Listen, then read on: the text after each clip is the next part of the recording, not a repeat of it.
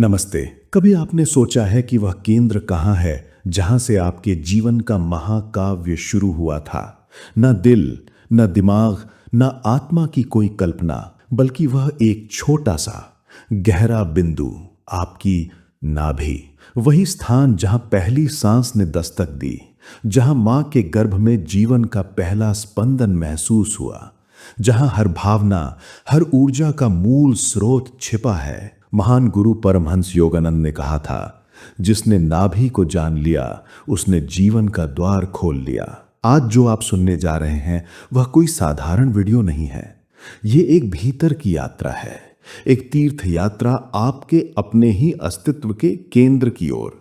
एक ऐसी यात्रा जो शब्दों से परे है, एक ऐसा अनुभव जो आपको आपकी ही आत्मा से मिलाने वाला है। अगर आप अब तक बाहर की दुनिया में सुख, शांति या स्वयं को ढूंढते ढूंढते थक गए हैं, तो अब समय है भीतर लौटने का, अपनी नाभि के उस रहस्य को समझने का जिसे हम जन्म के बाद भूल जाते हैं। महान गुरु परमहंस योगानंद की दृष्टि से उस शाश्वत सत्य को सुनने का जो आज भी जीवित है और आपकी प्रतीक्षा में है। तो बस एक गहरी सांस लीजिए, फिर आंखें बंद कीजिए और हमारे साथ चलिए उस मौन में जहां सब कुछ कहा जा चुका है और फिर भी सब कुछ सुनना बाकी है। यात्रा शुरू होती है अभी, इसी क्षण।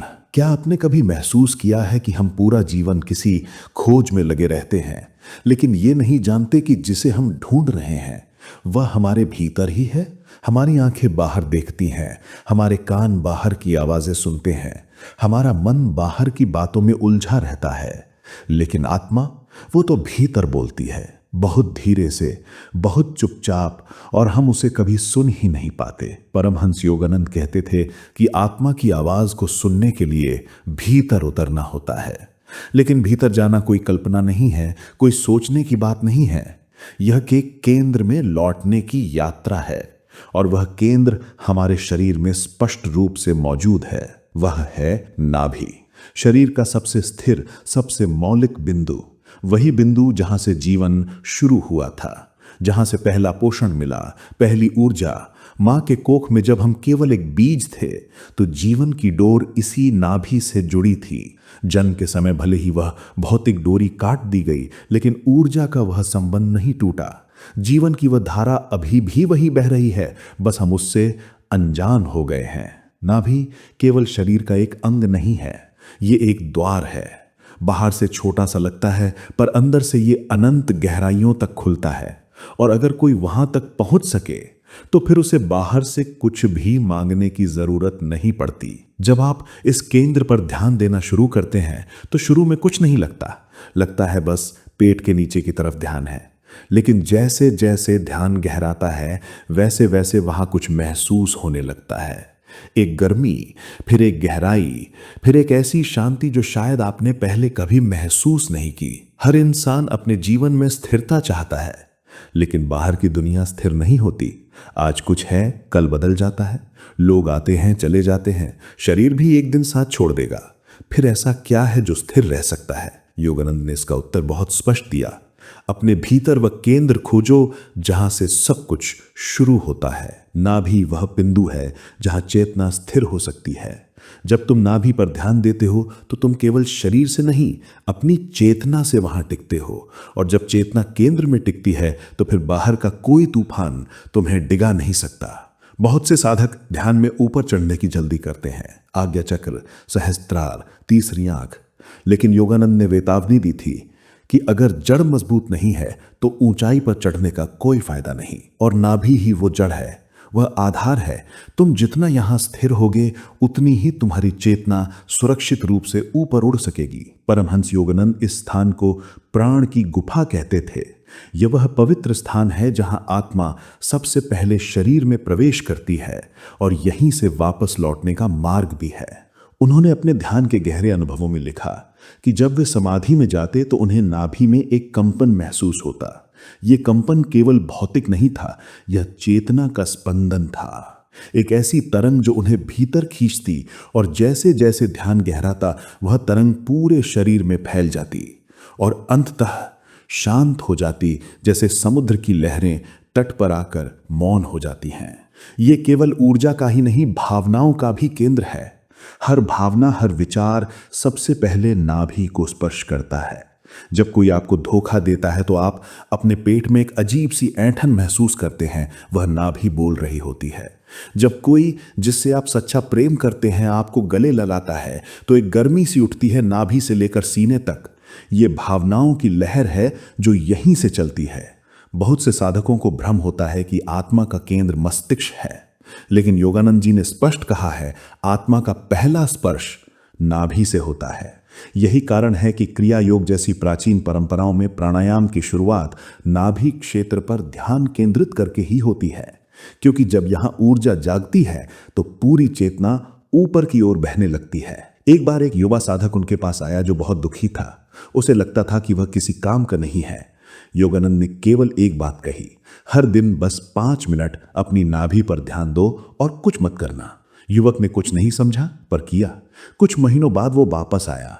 उसकी आंखों में चमक थी, उसकी चाल में विश्वास था। उसने कहा, गुरुदेव, मुझे पता नहीं क्या हुआ पर अब मैं खुद को महसूस कर पा रहा हूं।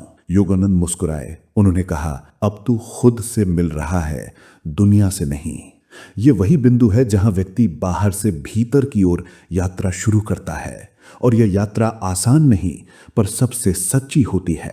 नाभि को संस्कृत में नाभि चक्र या मणिपुर चक्र भी कहा गया है, जिसका अर्थ है जवाहरातों का शहर। ये वो जगह है जहां आत्मविश्वास, इच्छा शक्ति और रूपांतरण की ऊर्जा संग्रहित है। पर योगानंद इसे किसी किताबी परिभाषा में नहीं बांधते। उनके लिए ये एक जीवंत अनुभव है। ये शरीर का वो मंदिर है जहां आत्मा पहली बार सांस लेती है और जहां से परमात्मा की यात्रा आरंभ होती है। अगर नाभि से जीवन आता है तो क्या मृत्यु के समय भी यही द्वार होता है? योगानंद जी कहते हैं, हाँ, जैसे आत्मा आई वैसे ही वो जाती है। वही रास्ता, वही द्वार। और जो उस द्वार को जीते जी पहचान लेता है वो मृत्यु को भी पहचान लेता है, और मृत्यु जिसे पहचान लेती है उसे छू नहीं सकती। ये केवल बातें नहीं हैं, ये अनुभव है। अपनी आत्मकथा योगिक कथामृत में उन्होंने लिखा कि जब मेरी नाभि में ऊर्जा ने पहली बार गति ली तो ऐसा लगा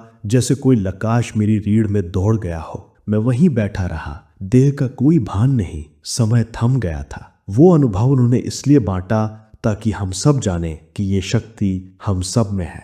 तुम्हारा जीवन कितनी भी उलझनों में भरा हो, अगर तुम केवल एक चीज कर सको, हर दिन कुछ मिनट चुपचाप बैठकर अपनी नाभि में सांस को देख सको, तो धीरे धीरे भीतर की सारी गंदगी बहने लगेगी। और फिर तुम्हें अपने भीतर कोई धीमी सी आवाज सुनाई देगी, जैसे कोई कह रहा हो, मैं यहाँ हूं, बहुत समय से इंतजार कर रहा हूं। वो आवाज तुम्हारे भीतर के सत्य की है, वह तुम हो। जो व्यक्ति नाभि में जागृत होता है वो संसार में होकर भी संसार में नहीं होता। उसे कोई भी बंधन बांध नहीं सकता, क्योंकि वो अपने भीतर से मुक्त हो चुका होता है। हर साधना की एक यात्रा होती है, और हर यात्रा का एक क्षण ऐसा आता है जहां यात्री रुकता है, पीछे देखता है और फिर मुस्कुराकर आगे बढ़ता है। ये क्षण आत्मा का होता है, एक ऐसा पल जहां जीवन की सारी उलझनें जैसे एक बिंदु पर आकर सुलझ जाती हैं। यही वो बिंदु है, हमारी अपनी नाभि का केंद्र। जब हम नाभि में उतरते हैं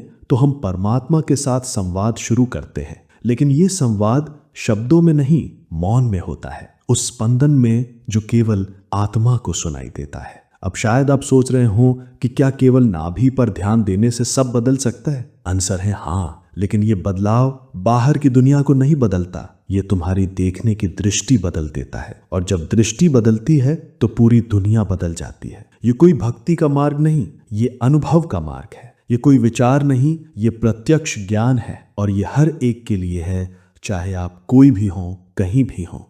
ये यात्रा कहीं बाहर नहीं जाती, ये तो वहीं लौटती है जहां से तुम आए थे, अपने घर। अगर इस यात्रा ने आपके दिल को छुआ है तो इसे एक वीडियो की तरह भूल ना जाएं, इसे अपने जीवन का हिस्सा बनाएं। शांत रहो और जानो कि मैं ईश्वर हूं। अपने शरीर के मंदिर में जाओ, अपनी चेतना की बत्ती जलाओ और अपनी आत्मा की वेदी पर उस महान प्रकाश को ढूंढो। अगर इस मौन यात्रा ने आपके भीतर कुछ जगाया है तो इस मैसेज को अपने किसी प्रियजन के साथ साझा कीजिए, क्योंकि आत्मज्ञान प्रेम से फैलता है। और कमेंट्स में बस एक शब्द लिखिए, जागृत, ताकि हम जान सके कि ना केवल आपने सुना बल्कि भीतर कुछ सचमुच जागा है।